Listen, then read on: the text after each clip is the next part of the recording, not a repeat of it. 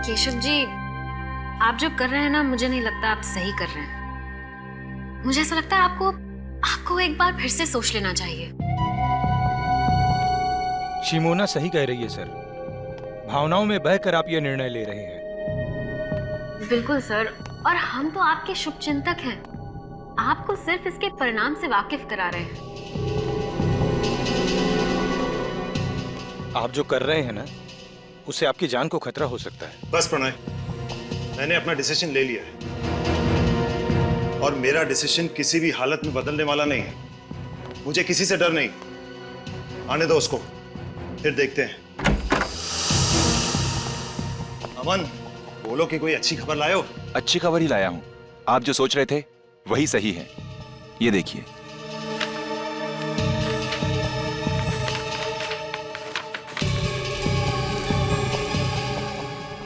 Simona जी, वो कागजात देना। जी। पेन।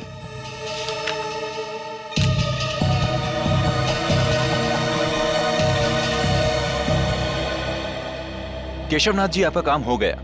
अब आप बेफिक्र हो जाइए। मुझे नहीं लगता ये इतना आसान है। ये बात पता लगते ही तूफान आने वाला है। तो फिर आने दो तूफान, हम तैयार हैं।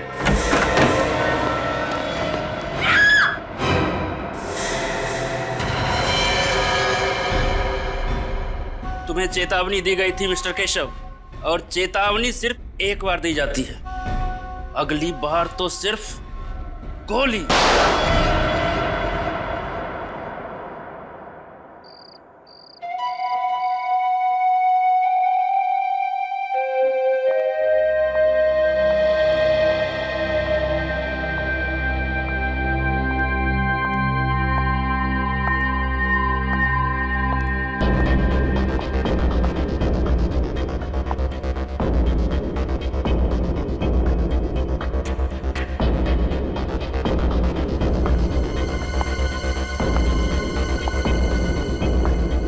Law, science, all books, shelf number 2.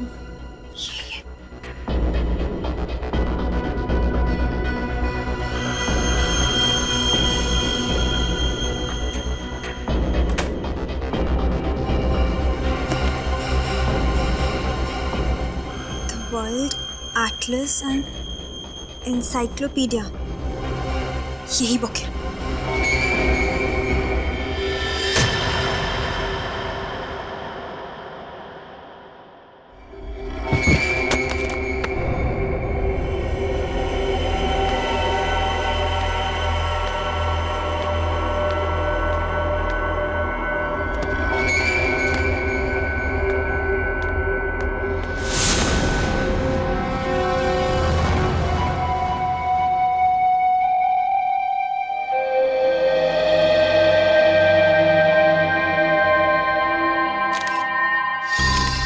इसके गले में छेद है। किसी नुकीली चीज से वार किया गया है और शायद उसी वजह से इसकी मौत हो गई। लेकिन सर, हमें तो ऐसी कोई चीज मिली नहीं यहाँ से। हो सकता है खूनी अपने साथ ले गया।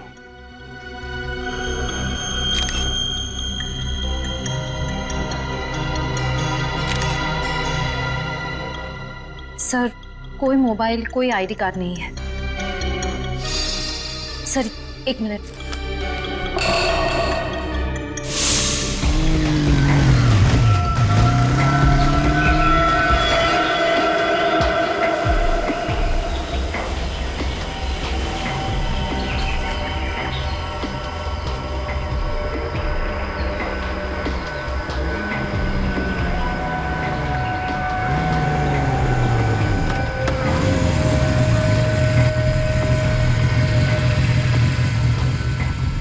क्या करना है मुझे?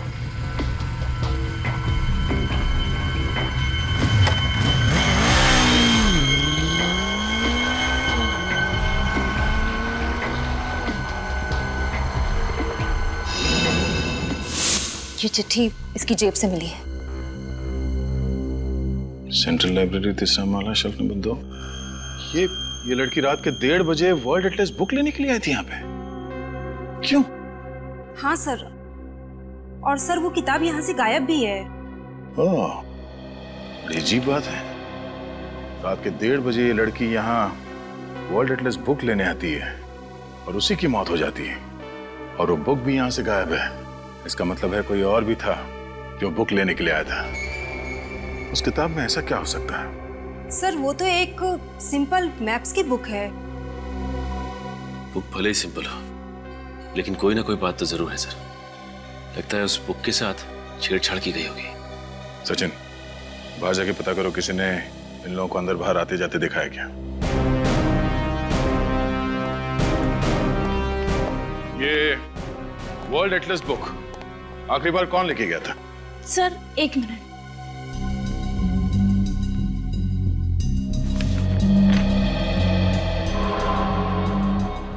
सो मिस्टर अमन। अमन? अमन, बोलो कि कोई अच्छी खबर लायो। ये अमन यहाँ का मेंबर होगा ना?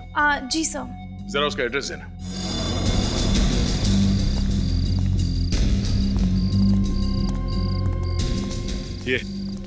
ये पीछे का गेट तो हमेशा बंद रहता है। अगर वो लड़की यहाँ से आई है इस तरफ से, वो जो औरत कैंडल बेच रही है उसे पता होगा। चलो पूछते हैं। Excuse me. 10 का 1 कैंडल है सर, कितने कैंडल्स दूं? देखिए, हम लोग कैंडल लेने नहीं आए, आपसे कुछ पूछना था। आप यहाँ पर कब से हैं? जी मैं शाम से लेकर सुबह तक यहाँ बैठती हूँ, कैंडल बेचती हूँ। यहाँ पास में चर्च है, यहाँ देर रात तक लोग कैंडल जलाने आते हैं। क्यों, क्या हुआ मैम? देखिए, ये सामने जो लाइब्रेरी है ना, वहाँ पे एक खून हो गया। मुझे लगा ही था उस लाइब्रेरी में कुछ तो गड़बड़ हुआ है। अच्छा, आपको ऐसा क्यों लगा कि लाइब्रेरी में कुछ गड़बड़ है? सर वो कुछ देर पहले। राजू, गाड़ी निकाल जल्दी। मैडम 10 रुपए का 1 कैंडल है, प्लीज ले लीजिए मैम। शिमोना, वो कागजात देना। जी मुझे नहीं चाहिए। मैम कहा ना नहीं चाहिए। Ma'am please.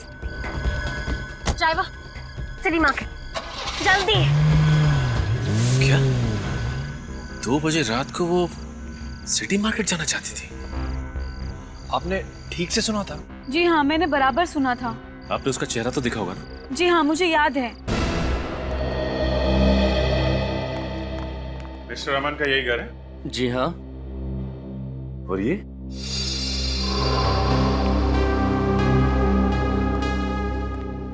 क्या आप यही अमन जी हैं? हाँ सब, इन्हें मैंने हाल में कहीं देखा है। हाँ सर, चेहरा जाना पहचाना लग रहा है, लेकिन याद नहीं आ रहा है कहाँ देखा है सर। जरूर देखा होगा, अमन सर बहुत बड़े वकील हैं। आपने टीवी पर किसी इंटरव्यू में देखा होगा उन्हें। अच्छा, तो आपके साहब बड़े वकील हैं? हाँ। कहाँ गए? ऑफिस?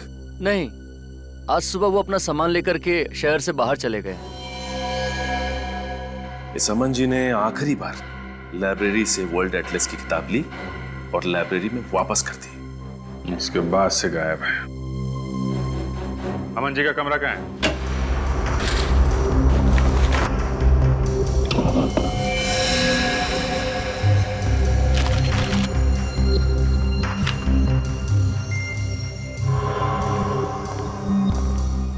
सर, अलग अलग देशों के कटे हुए नक्शे मिले हैं।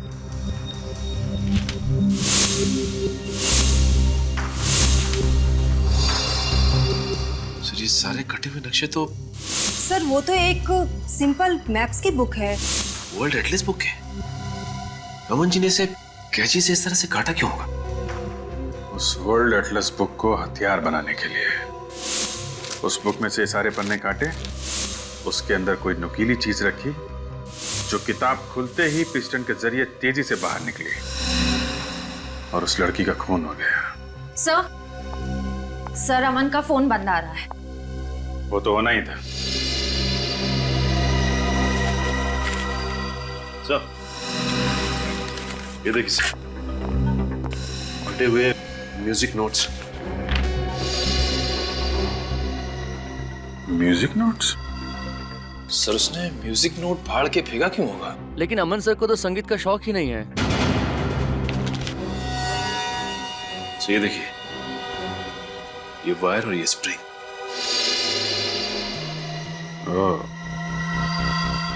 मिस्टर अमन का लाइब्रेरी से वर्ल्ड एटलस बुक का लाना उसके पन्नों के साथ छेड़छाड़ करना और वापस बुक लाइब्रेरी में रख देना।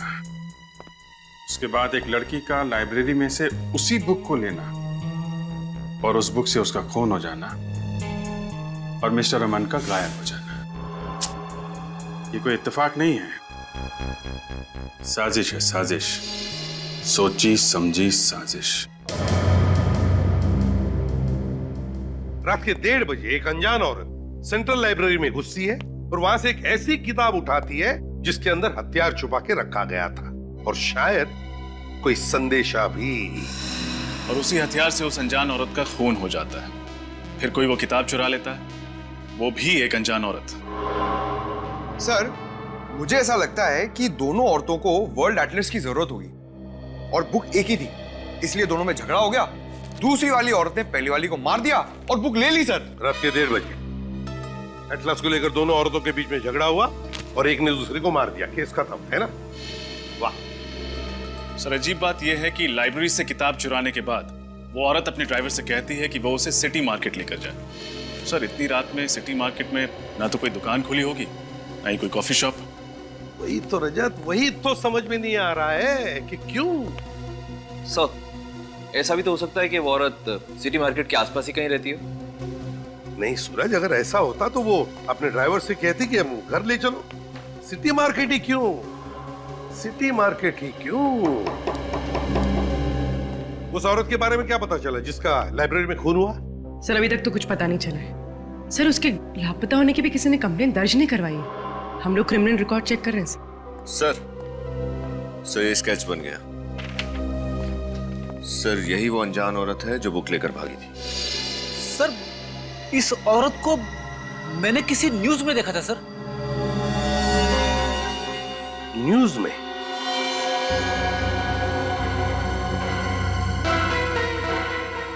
न्यूज में? अब याद आ गया, अब याद आ गया। उद्योगपति केशवनाथ जी के फार्म हाउस में जो आग लगी थी उसकी खबरें सारे अखबारों में छपी थी। उसी में मैंने इन दोनों का फोटो देखा है। सर, ये हादसा तो 2 हफ्ते पहले ही हुआ था। पूर्वी सर, ये अखबार में जिस औरत का फोटो है उसकी शक्ल और ये स्केच वाली औरत की शक्ल कितनी मिलती जुलती है। सर, लेकिन ये तो शिमोना है। मैम, आपने पक्का इसी औरत को देखा था? जी सर, पक्का मैंने इसी को देखा था। सर, अगर शिमोना जिंदा है तो अमन ने पुलिस में झूठी रिपोर्ट क्यों लिखवाई? सर, और शिमोना ने लाइब्रेरी में उस लड़की की हत्या क्यों की? कोई ना कोई राज जरूर था केशवनाथ जी के फार्म हाउस में जो उस आग में जलकर खाक हो गया। सारे चक्कर के पीछे ये अमन ही है, अमन। हाँ सर, इसलिए मिस्टर अमन ने शिमोना जी के लिए वो म्यूजिक नोट्स में वो संदेशा छोड़ा होगा, क्योंकि दोनों खुले में तो आमने सामने आ नहीं सकते थे। अमन और शिमोना, क्या क्या कनेक्शन हो सकता है इन दोनों के बीच में? तो फिर ये शिमोना इतनी रात गए सिटी मार्केट किस लिए गई थी? सर, अमन के घर से हमें कुछ फटे हुए कागज मिले जिन पर कुछ म्यूजिकल नोट्स लिखे हुए। सर, इस वर्ल्ड एटलस का म्यूजिकल नोट से क्या कनेक्शन हो सकता है? उस वर्ल्ड एटलस में कुछ तो ऐसा होगा जिसकी वजह से शिमोना सीधे इस मार्केट में आ गई। सर, रात के समय लाइब्रेरी से सिटी मार्केट पहुंचने में लगभग 10-15 मिनट लगते हैं। उस कैनल बेचने वाली औरत ने हमसे कहा था कि उसने शिमोना को 1:45 बजे देखा होगा, तो वो इस मार्केट में 2 बजे तक पहुंच गई होगी। हाँ, लेकिन उस समय तो मार्केट बिल्कुल सुनसान रहा। मुझे नहीं लगता कि किसी ने शिमोना को या उसकी गाड़ी को देखा होगा। फिर भी ट्राई करते हैं, हो सकता है किसी ने कुछ देखा हो। तुम इस तरफ पूछो, मैं उस तरफ के दुकानदारों से पूछता हूँ।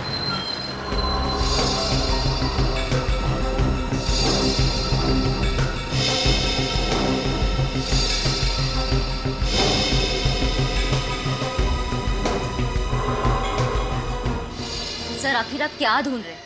हम कह रहे हैं ना कि अमन सर ने कोई गैर कानूनी काम नहीं किया है। गैर कानूनी काम नहीं किया तो फिर अचानक क्यों गायब हो गए? मुझे नहीं पता।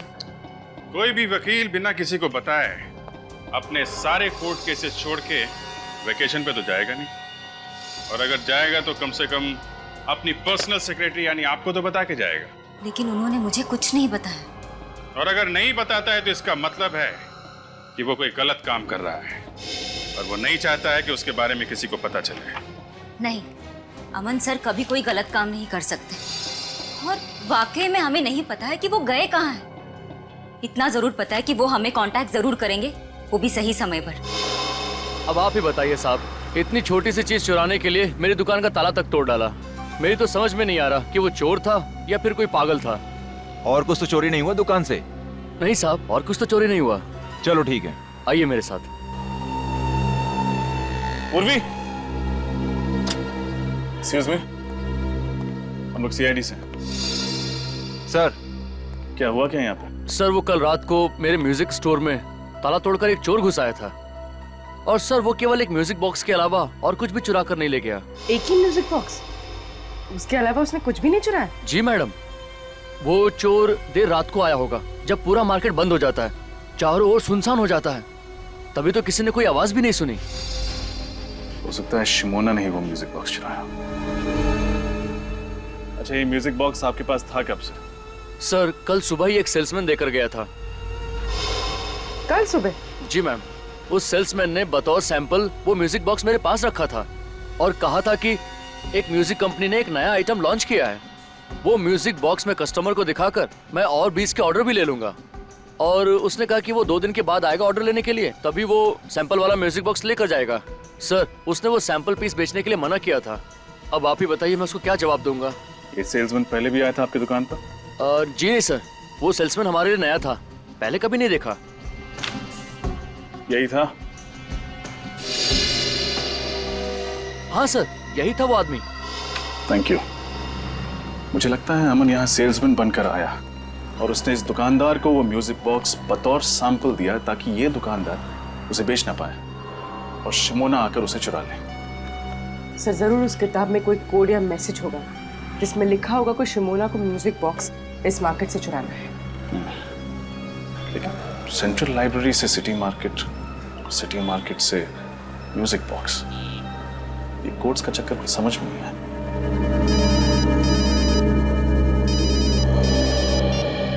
हाँ सच है। क्या? ठीक है। क्या हुआ सर? कल रात इस शहर के 2 और म्यूजिक स्टोर से ऐसे ही म्यूजिक बॉक्सेस चुराए गए। अमन जी का और शहर के जाने माने स्टील बैरन मिस्टर केशवनाथ, इनके बीच क्या रिश्ता था? सर, मिस्टर केशवनाथ अमन सर के क्लाइंट थे और वो अक्सर हमारे ऑफिस में आया करते थे। अमन सर मिस्टर केशवनाथ का लीगल काम संभाल रहे थे जो गुप्त रखा गया था। जी सर, और इसी सिलसिले में एक दिन उनकी बेटी मीनार भी हमारे ऑफिस में आई थी सर। मीनार, तुम? मैम, हम लोग यहाँ पे कुछ इंपॉर्टेंट काम कर रहे हैं, प्लीज आप बाहर जाइए। तुम चुप करो और निकलो यहाँ से। और तुम अमन, अगर मेरे पापा को बहकाना बंद नहीं किया ना तो इसका नतीजा बहुत बुरा होगा। मैम, ये आप क्या कर रही हैं? पागल हो गई है क्या आप? मिस्टर अमर केशवनाथ जी का ऐसा कौन सा गुप्त काम संभाल रहे थे जिसकी वजह से मिसेस मीनार को उन्हें जान से मारने की धमकी देनी पड़ी? सर, हमें वाकई में कुछ नहीं पता क्योंकि अमन सर मिस्टर केशवनाथ का काम खुद संभालते थे। हाँ सर, और इस केस के बारे में उन्होंने मुझे भी कुछ नहीं बताया सर। सर। हाँ बेटी। सर, केशवनाथ जी के कोई भी लीगल पेपर्स इस ऑफिस में नहीं है, मगर सर ये मिसेस मीनार को अमन पे इतना गुस्सा क्यों आया? और सर, ये अमन फार्म हाउस में लगी आग के सिर्फ एक गवाह थे या वो जानते थे कि आग लगने से पहले वहां क्या हुआ था? ये तो केशवनाथ जी के फार्म हाउस पे जाके ही पता चलेगा। जरा मिसेस मीनार को भी वहां बुलवाओ।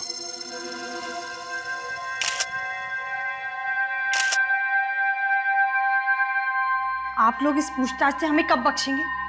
2 हफ्ते पहले हुए इस हादसे को आप लोग भूल क्यों नहीं जाते? माना कि फार्म हाउस में आग लगी थी, but it was just an accident. Relax Minar, relax. CID वाले आपके पापा का फार्म हाउस का तलाशी लेना चाहते हो तो लेने दो, उन्हें उनका काम करने दो। थैंक यू मिस्टर भास्कर, कम से कम आप हमारे काम को समझते हैं। देखिए मिसेस मीनार, हम सिर्फ अपनी ड्यूटी कर रहे हैं। इस फार्म हाउस में जो आग लगी और जिसमें आपके पिताजी और उनके 2 एसोसिएट जल के मर गए, आपको ये मालूम होगा कि उसकी रिपोर्ट मिस्टर अमन ने लिखवाई थी। तो हुआ यह है कि मिस्टर अमन अभी लापता हो गए, और सिर्फ इतना ही नहीं, सेंट्रल लाइब्रेरी में हुए एक गुमनाम लड़की के कत्ल में भी उसका हाथ है। मुझे ये नहीं समझ में आ रहा कि एक लाइब्रेरी में हुए कत्ल का इस फार्म हाउस के जलने से क्या मतलब है। यहाँ आग कैसे लगी, कब लगी, पुलिस इसकी तहकीकात कर रही है। और तहकीकात में ही पता चला है कि अमन को आपने बंदूक दिखा के धमकी दी थी। क्यों? क्योंकि अमन एक नंबर का धोखेबाज है। उसने मेरे पापा की आंखों में धूल झोंककर करोड़ों रुपयों का गबन किया है। और इससे आप ये कैसे कह सकते हैं कि मैंने अमन को कुछ किया है? ठीक है, फिलहाल अभी हम आपकी बात पे विश्वास कर लेते हैं, लेकिन सर ये बाहर पेड़ में धंसी हुई मिली। बंदूक की गोली? इसका मतलब इस फार्म हाउस में गोलियां भी चली? Oh my God! ये गोली चलने वाली बात अमन ने पुलिस रिपोर्ट में क्यों नहीं लिखवाई? ये वीणा का है, ये संतूर का है और ये सितार का है। ये तीनों एक ही राग पर है, लेकिन इनके वाद्य यंत्र अलग अलग हैं। मैं आपको इनके राग सुनाता हूं।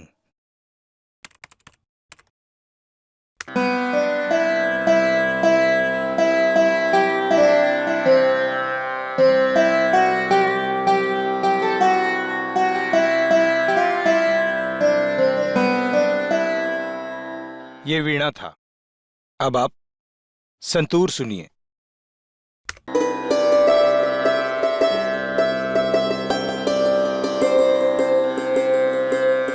ये सितार का है।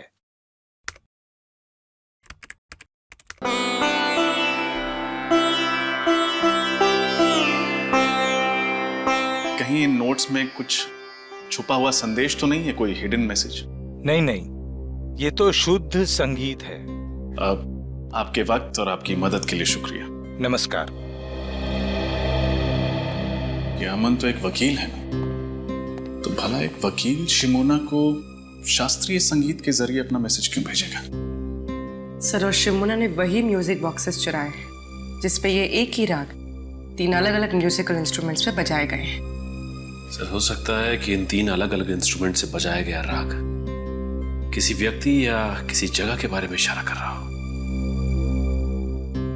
अब बस ये पता करना है कि संगीत के ये सुर किस जगह या फिर किस इंसान से जुड़े हुए हैं। मिसेस मीनार, अब तो आपको यकीन हो गया होगा कि फार्म हाउस में आग लगना कोई हादसा नहीं था। यहाँ पे गोलियां चली थी, गोलियां। सर, कहाँ पे? सर, पुलिस की फॉरेंसिक रिपोर्ट के मुताबिक उस वक्त यहाँ पे जो थे वो सब आग में जल के राख हो गए थे, और उनकी बाकी बची जो हड्डियां हैं वो अभी भी उन्हीं के लैब में है। तो एक काम करो, उन हड्डियों को अपने फॉरेंसिक लैब में भिजवा दो, डॉक्टर सारुंके के पास। Yes sir. What nonsense! मुझे अपने पापा का अंतिम संस्कार करना है। देखिए मैडम, पहले हमें यह पता लगाना कि एग्जैक्टली यहाँ पे हुआ क्या था, फिर आपके पिता की हड्डियों की शिनाख्त भी अभी बाकी है। तब तक आपको इंतजार करना ही पड़ेगा। सर ये देखिए क्या मिला, साइड से थोड़ा जला हुआ है।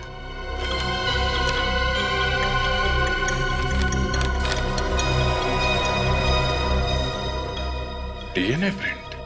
हड्डियां तो बुरी तरह जल गई हैं। इनके चेहरे अच्छे से बन पाएंगे? हाँ अभिजीत, इस फेस कंस्ट्रक्शन सॉफ्टवेयर के जरिए अब मौका वारदात पर पाई गई खोपड़ी का फेस कंस्ट्रक्ट करने की कोशिश तो करो।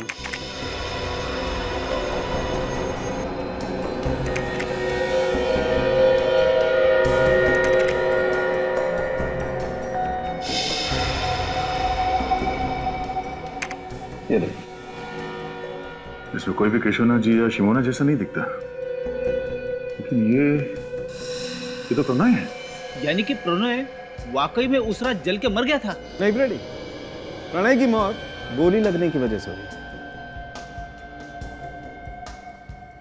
हुई। ये दोनों कौन है?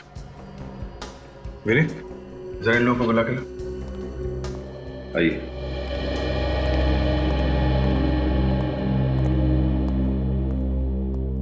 जरा इन दो चेहरों को देखिए, इनको पहचानते हैं आप लोग?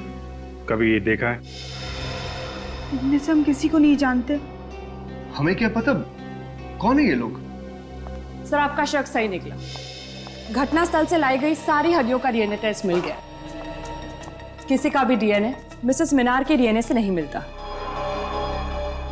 यानी वाकई में केशवनाथ जी जिंदा है? पर मेरे पापा हैं कहाँ? उन्होंने अब तक फोन क्यों नहीं किया? हम लोग जल्दी पता लगा लेंगे, अभी आप लोग जा सकते हैं। अच्छा तारिका, वो फार्म हाउस पे जो डीएनए की रिपोर्ट मिली थी उसका क्या हुआ? ये डीएनए प्रिंट एक 25 से 30 साल की औरत का है जिसका केशवनाथ जी के साथ जेनेटिक लिंक है। और एक बात सर, ये औरत को एक बहुत ही असामान्य बीमारी है, एक्वाजेनिक प्लूराइटिस। ये बीमारी है क्या? यह एक बहुत ही रेयर जेनेटिक डिसऑर्डर है। इसके रोगी को पानी से एलर्जी होती है। जरा सा भी पानी अगर शरीर में कहीं भी लग जाए तो बहुत जबरदस्त एलर्जी होती है, खुजली होती है। बारिश का पानी, पसीना, यहाँ तक कि हवा में अगर जरा सी नमी भी बढ़ जाए तो रिएक्शन होता है। और इस इंसान को इतनी खुजली होती है कि कई बार तो इसकी मौत हो जाती है खुजली की वजह से। तो बहुत भयानक बीमारी है। ऐसे पेशेंट जिंदा कैसे रहते हैं? एंटी एलर्जिक दवा खा करके, ताकि इससे लड़ने की क्षमता बढ़ा सके। ऐसे रोगी को हॉस्पिटल में अल्ट्रावायलेट बी पॉजिटिव फोटोथेरेपी दी जाती है। ये पेशेंट्स पानी पी सकते हैं? पी सकता है, लेकिन सिर्फ मिनरल वाटर। अगर जरा सा भी क्लोरीन का पानी पिया तो पूरे शरीर में बुरी तरह से रैशेज हो जाते हैं। सिर्फ मिनरल वाटर? निखिल, अच्छा, ओके, ठीक है, ओके। क्या हुआ? लाइब्रेरी में जिस अनजान लड़की की लाश मिली थी उसका नाम बिंदु है। वो एक गुनहगार थी और जेल में सजा भी काट चुकी थी।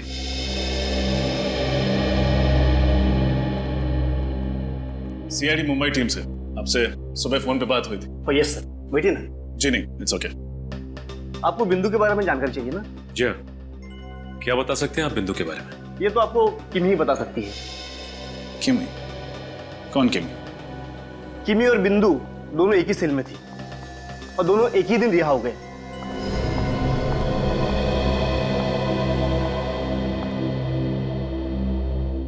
किमी देखो, हम तुम्हें डराने या धमकाने नहीं आए हैं। हम बस ये जानने आए हैं कि तुम बिंदु के बारे में क्या जानती हो। वो बिंदु क्या? बिंदु ने मेरे को पैसे का लालच दिया था और बोला था किसी काम में उसका साथ देने को। कैसा काम? वो तो सर उसने नहीं बताया। किसने सौंपा था काम? सब ये भी नहीं बताया उसने। बोला था टॉप सीक्रेट है। और साहब मैंने पूछा भी नहीं, अपने को तो सिर्फ पैसों से मतलब था साहब, इसलिए नहीं पूछा। कहाँ गई थी तुम उसके साथ? Central library, Mumbai. Central library? इसका मतलब बिंदु पहले भी गई थी लाइब्रेरी? हाँ सर। क्यों गए थे तुम दोनों वहां? सर बिंदु और मैं सॉफ्टवेयर इंजीनियर बनकर गए थे उस लाइब्रेरी में। बिंदु को कुछ कंप्यूटर से जानकारी चाहिए थी और मैं बाहर निगरानी कर रही थी कि अगर कोई आसपास दिखाई दे तो तुरंत इत्तला कर दूं बिंदु को। पर वो जानकारी जो उसे चाहिए थी उसे मिली? नहीं सर। सर, लाइब्रेरी के कंप्यूटर से ऐसी क्या जानकारी हासिल करना चाहती थी बिंदु? पता नहीं, लेकिन ये पक्का है कि फार्म हाउस पे किए गए खून का राज जरूर उस लाइब्रेरी में छुपा है। मुझे प्रणय को वहां जाने ही नहीं देना चाहिए था। केशवनाथ जी की प्रॉब्लम में उसको पढ़ने की क्या जरूरत थी? किस प्रॉब्लम की बात कर रही हैं? प्रणय और शिमोना केशवनाथ जी के बिजनेस एसोसिएट थे। केशवनाथ जी को अपनी बेटी मीनार पर बिल्कुल भरोसा नहीं था, इसलिए वो चाहते थे कि अपनी जायदाद को किसी ट्रस्ट में रख दें। प्रणय और शिमोना उन्हें मनाने की बहुत कोशिश कर रहे थे कि अपनी बेटी के साथ ऐसा ना करें। और मीनार को केशवनाथ जी के इस फैसले के बारे में मालूम था क्या? जी ये तो मैं नहीं जानती, लेकिन फार्म हाउस में आग लगने के एक हफ्ते पहले प्रणय ने मुझसे कहा था कि केशवनाथ जी ने अपनी जायदाद को ट्रस्ट में देने का फैसला बदल दिया है। और उसकी वजह? क्योंकि उन्हें कोई और वारिस मिल गया था। नया वारिस? हाँ, केशवनाथ जी को वसीयत बनाने से पहले उसके बारे में कुछ कंफर्म करना था। ये डीएनए प्रिंट एक 25 से 30 साल की औरत का है जिसका केशवनाथ जी के साथ जेनेटिक लिंक है। इसका मतलब वो डीएनए प्रिंट उस दूसरी लड़की का था जिसे केशवनाथ जी अपनी जायदाद का वारिस बनाना चाहते थे। क्या प्रणव जी ने उस नए वारिस का नाम बताया था आपको? यही पता करने के लिए तो वो फार्म हाउस गए थे उस दिन, लेकिन फिर वापस ही नहीं आए। मतलब ये सारा केस केशवनाथ जी की जायदाद से जुड़ा हुआ है, जो अपनी बेटी को नहीं बल्कि किसी और रिश्तेदार को देना चाहता है। और वो डीएनए प्रिंट जो केशवनाथ जी के जले हुए फार्म हाउस से मिले, वो उसी रिश्तेदार के होंगे। किसी के डीएनए प्रिंट मिलने से ये कैसे साबित होगा कि वो केशवनाथ जी के रिश्तेदार के हैं? सूरज, इंसान दो ही वजह से डीएनए टेस्ट करवाता है, या तो उसे रिश्ता साबित करना होता है या फिर बीमारी के बारे में, जेनेटिक बीमारी के बारे में पता करना होता है। लगता तो यही है कि केशवनाथ जी ने डीएनए टेस्ट के जरिए रिश्तेदारों की पहचान करने की कोशिश की है। हमें ये कैसे पता चलेगा कि वो डीएनए प्रिंट किस रिश्तेदार का है? किमी बता रही थी कि बिंदु और वो जब जेल से छूटी तो दोनों सेंट्रल लाइब्रेरी में गई थी उस कंप्यूटर से कुछ इंफॉर्मेशन निकालने के लिए। सर, इसका मतलब वो 25-30 साल की लड़की जिसे डीएनए रिपोर्ट के मुताबिक पानी की एलर्जी है, वो इसी लाइब्रेरी में काम करती है। एग्जैक्टली। मतलब सर, हमें ना सिर्फ केशवनाथ जी, अमन और शिमोना को खोजना है, बल्कि लाइब्रेरी में काम करने वाले उस गुमनाम वारिस का भी पता लगाना है। ये केशवनाथ जी, अमन और शिमोना को ढूंढेंगे कैसे? रेडी, भले उन तीनों के मोबाइल फोन बंद हो, भले उनके बैंक अकाउंट में कोई लेन देन ना हो, लेकिन हर चीज के लिए पैसा तो लगता ही है। कोई ना कोई तो उन्हें पैसे भेजता ही होगा। बस उन्हें ढूंढ लेंगे। लेकिन कौन सर? केशवनाथ जी और शिमोना के जान पहचान वालों के मुताबिक वो दोनों मर चुके हैं। दया, ये अमन तो जिंदा है, और फिर अभिजीत ने तो कहा ही था ना कि समन की सेक्रेटरी विनीता काफी वफादार है। सर, उन 3 म्यूजिक बॉक्सेस का क्या राज है? वो अमन ने शिमोना के लिए 3 अलग-अलग दुकानों में क्यों रखे थे? अमन को पता था कि कोई उसका पीछा कर रहा है, इसीलिए वो तीनों म्यूजिक बॉक्सेस में शिमोना के लिए संदेश भेजता था। दया, लेकिन पता लगाना पड़ेगा इस केशवनाथ जी का म्यूजिक से क्या संबंध है। और एक काम, इस अमन की सेक्रेटरी विनीता पर नजर रखो, विनीता पर नजर रखो।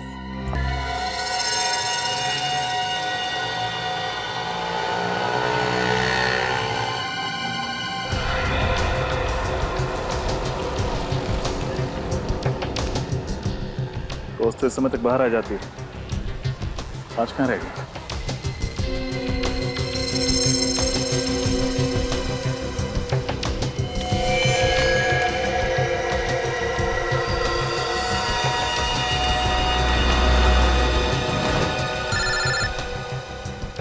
सर, ये पैदल ही आई है, शायद ऑटो का वेट करें। अच्छा,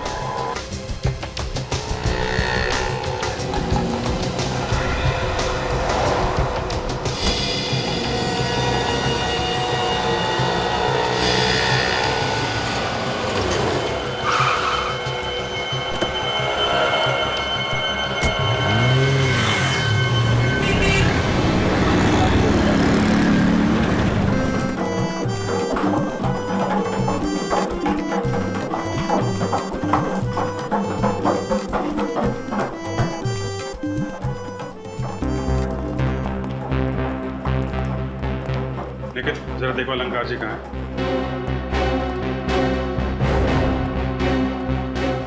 अरे भाई, वो संतूर का क्या हुआ? अलंकार जी। जी? अलंकार जी, हम सीआईडी से हैं और आपसे कुछ पूछताछ करना चाहते हैं। जी, पूछिए। इस म्यूजिकल स्कूल को बनाने वाले केशवनाथ जी के फार्म हाउस में जिस दिन आग लगी, उस दिन वो आपसे 2 बार मिलने आए थे, क्या ये सच है? जी हाँ, ये बात सच है। शिमोना यहाँ 3 म्यूजिकल बॉक्सेस लेकर आई थी। कहाँ हैं वो बॉक्सेस? अब उस लड़की का नाम शिमोना है या नहीं मुझे पता नहीं, मैंने तो कभी पहले उसे देखा तक भी नहीं। वो यहाँ बॉक्स लेकर आई थी या नहीं? एक लड़की आई तो थी। केशवनाथ जी और अमन के कहने के मुताबिक मैंने वो बॉक्सेस लेके चेक करके अपने पास रख ली। हमें वो बॉक्स चेक करना है।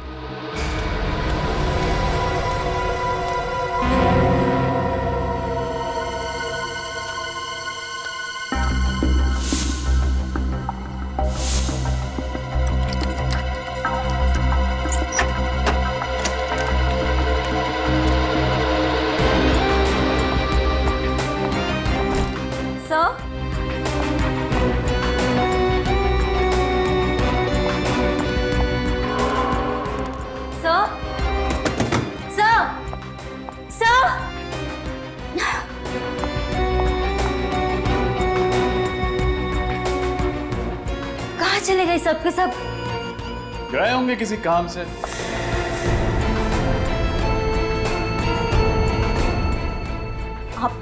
आप लोग यहाँ?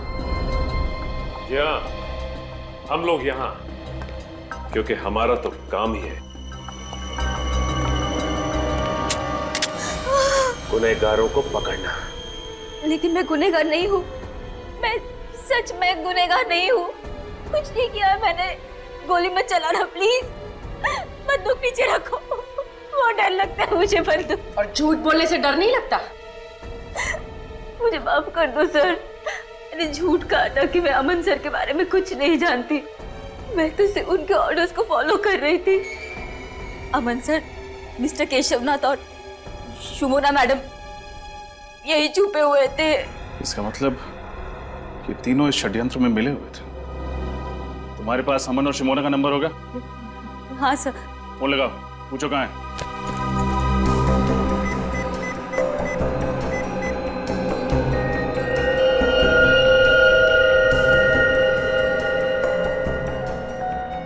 अमन सर का फोन स्विच ऑफ है। शिमोना का नंबर ट्राई करो।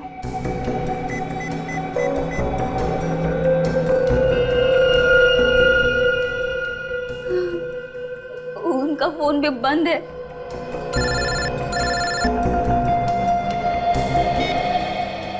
Yes sir. क्या? तो इस वजह से अमन, शिमोना और केशवनाथ को यहां से गायब किया गया है? सर हम लोग आ रहे हैं। क्यों सर? कुछ नहीं सचिन, केस खत्म करने का टाइम आ गया। नैना, उनको भी बुलाकर ले आओ, दोनों नई ट्रेनीज हैं, उनको अच्छा लगेगा। हाँ, लंच टाइम हो गया है, भूख तो लगी होगी। बिल्कुल।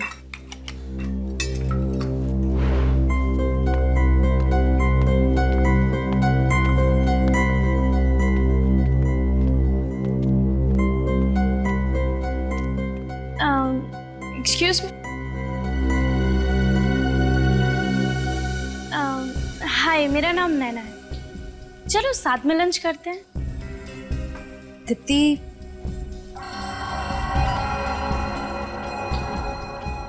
लंच के लिए बुला रहे हैं। ठीक है पूजा। ठीक है, हम आते हैं। ओके।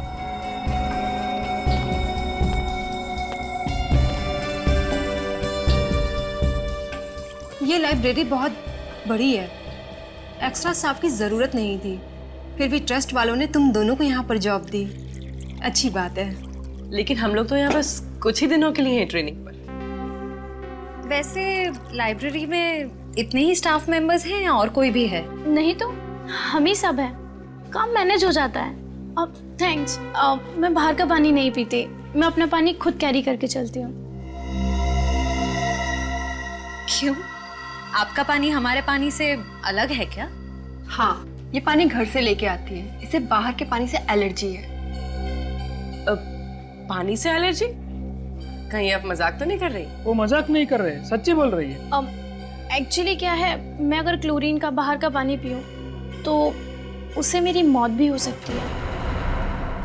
इसके रोगी को पानी से एलर्जी होती है और इस इंसान को इतनी खुजली होती है कि कई बार तो इसकी मौत हो जाती है खुजली की वजह से। ये पेशेंट्स पानी पी सकते हैं? पी सकता है, लेकिन सिर्फ मिनरल वाटर। अगर जरा सा भी क्लोरीन का पानी पिया तो पूरे शरीर में बुरी तरह से रैशेज हो जाते हैं। क्या? I'm so sorry. No no, it's okay.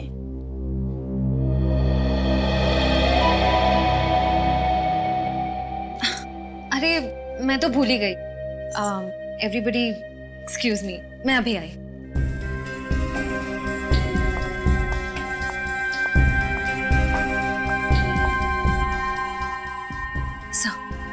Sir, नैना वही लड़की है जिसे केशवनाथ जी अपना वारिस बनाना चाहते थे।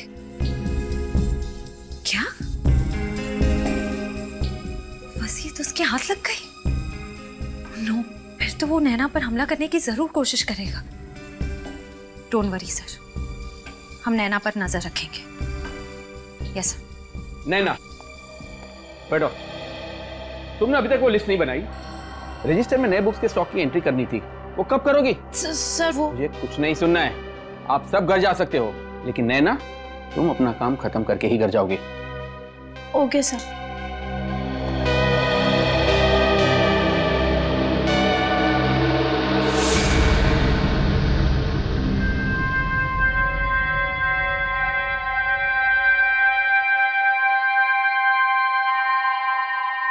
उफ,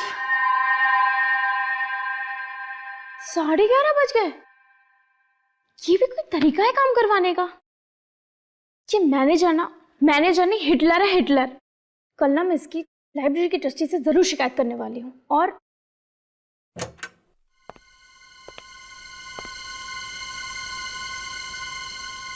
कौन है? सिक्योरिटी, सिक्योरिटी, कौन है? कौन है? कौन है वहां?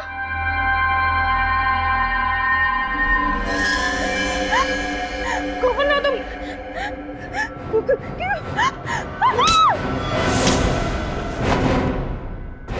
ओ, तुम?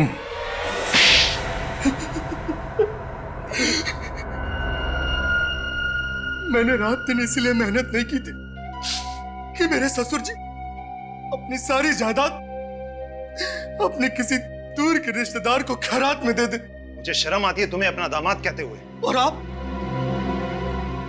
अपनी सगी बेटी को छोड़कर किसी दूर के रिश्तेदार को अपनी सारी जायदाद कर देते हो। वो क्या अच्छा था?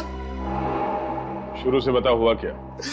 हाँ, मैंने वो दो गुंडे केशवनाथ जी को फार्म हाउस पर मारने के लिए भेजे थे, मगर वो दोनों उस आग में जलकर राख हो गए।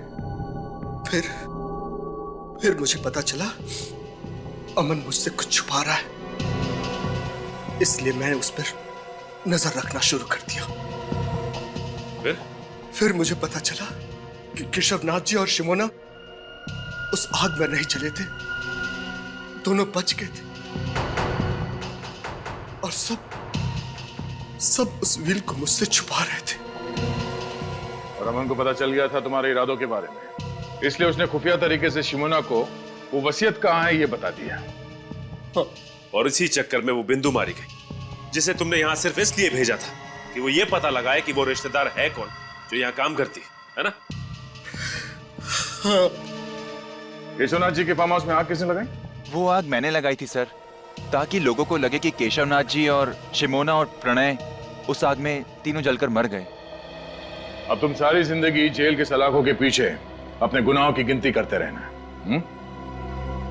अब मिस्टर अमन, आपने केशवनाथ जी की मदद की, अच्छा काम किया, मगर मदद करने का तरीका गैर कानूनी था। आपने खून किया है बिंदु का, और शिमोना जी आपने इसमें इनका साथ दिया। आप दोनों को भी गिरफ्तार किया जाता है।